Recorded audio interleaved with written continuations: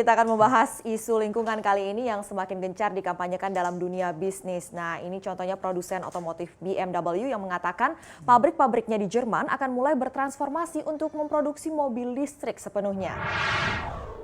Ya, BMW ini merencanakan produksi mobil listrik akan dimulai di tahun 2022. Hal ini sejalan juga dengan kampanye kendaraan rendah emisi di negara tersebut yang sampai bela-belain ini ya memberi insentif sampai 3 miliar euro angkanya untuk bisa mempromosikan mobil listrik. BMW juga menyebut berinvestasi sebesar 400 juta euro sampai 2026 nanti untuk bisa mewujudkan kendaraan generasi listrik. Tapi ini bukan berarti BMW melepas total produksi mobil bahan bakar bensin sama sekali loh. Produksi kendaraan yang berbahan bakar bensin cuma dipindahkan ke negara lain, yaitu ke Inggris dan Austria.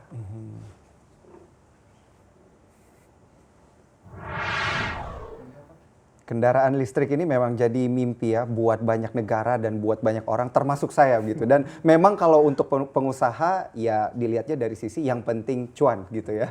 Untungnya pemerintah Jerman memang menyiapkan ekosistem pendukung bisnis untuk punya kemauan memproduksi kendaraan ramah lingkungan. Tapi sumber cuan BMW selama ini nggak otomatis langsung dilepas gitu ya. Makanya tuh ada pabrik yang di Austria dan juga Inggris begitu. Iya, benar sekali. Ini namanya juga transisi ya. Mungkin buat para aktivis pencinta lingkungan, garis keras bisa jadi skeptis nih dengan usaha dari BMW ini. Tapi jangan salah loh, selain isu lingkungan di tengah corona seperti ini, isu lapangan kerja juga penting. Dengar-dengar nih untuk aksi ini BMW akhirnya justru merekrut tambahan 1.000 tenaga kerja untuk pabrik di Jerman. Nah, selain itu dengan masih tingginya permintaan mobil bahan bakar bensin secara global, jadi berkah tersendiri juga untuk tenaga kerja BMW di Austria dan Inggris gitu ya. Ribuan tenaga kerja baru di masa pandemi ini luar biasa loh ya, eksepsional. Di tengah semuanya tengah melesu malah 1.000 tambahan tenaga kerja baru.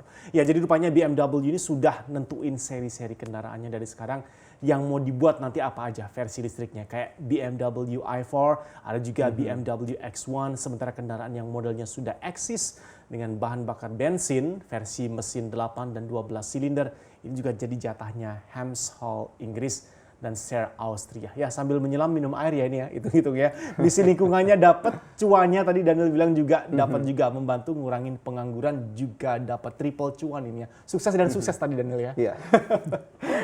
Dan selanjutnya terkait juga dengan informasi corona yang tidak selamanya menjadi musibah untuk sebagian bisnis, justru menjadi jalan untuk meraup cuan seperti yang dialami oleh perusahaan pembuat skuter listrik. Ini masih informasi terkait dengan kendaraan listrik, tapi saat ini asal China, New Technologies. Iya, saham New Technologies yang terdaftar di Nasdaq sepanjang tahun ini sudah naik hingga 300%. Wow.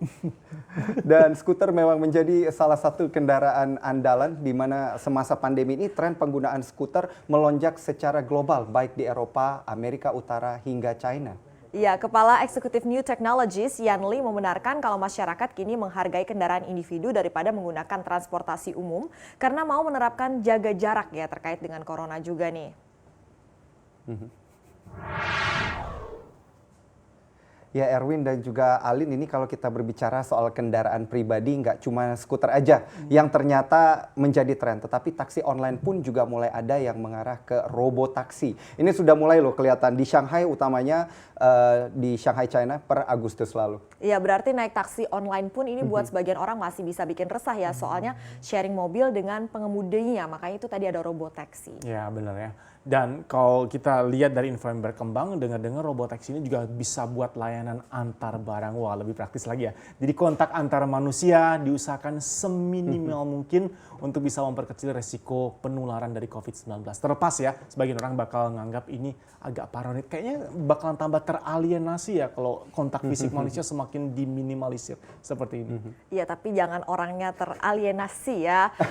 Perasaannya, pikirannya, mentalitasnya.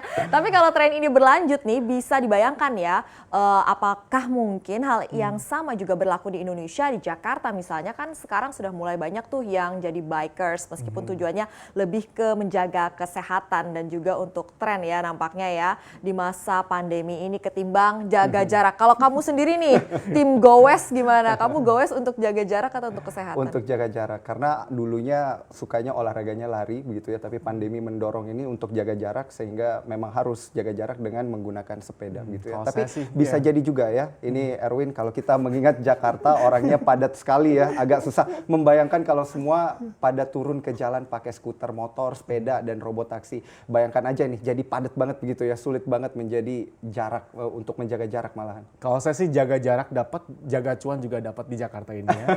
Mantap. Amin ya. Nah kalau benar memang trennya nanti sampai ke Indonesia atau Jakarta, nampaknya malah bisa menambah PR pemerintah dan juga Polantas. Karena kalau kita bicara mengenai membuat rute dan ekosistem yang bisa mengcover kebutuhan pengguna jalannya, nah ini tantangan tersendiri apalagi ibu kota seperti Jakarta ini ya.